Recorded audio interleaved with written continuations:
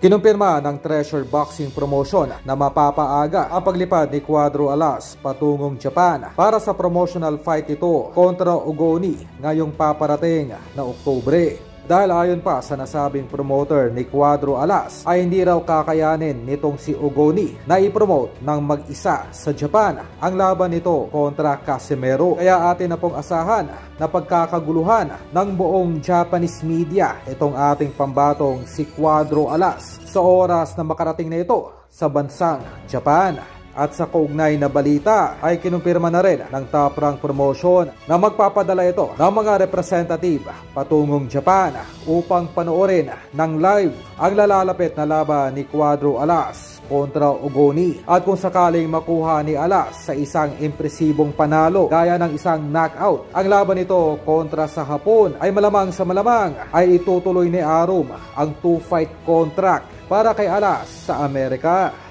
Kung ating maalala, sa isang panayam noong nakaraan lamang dito kay Arum ay sinabi mismo nito na si Casimero lamang at itong si Luis Nery ang may kakayanang makipagsabayan sa alaga nitong si Inoue. At ang nasabing 2-fight contract sa Amerika na inalok ng Top Rank Promotion ay atin na ring natalakay noong isang araw lamang na kung saan ay nagpakita ng interes itong si Lolo Arum na mag-sponsor sa labanang Casimero Nery ngayong Disyembre, na kung saan ang mananalo sa pagitan ng dalawa ay siyang ibabangga nito sa kanyang alaga na walang iba kundi ang Japanese monster na si Inoue.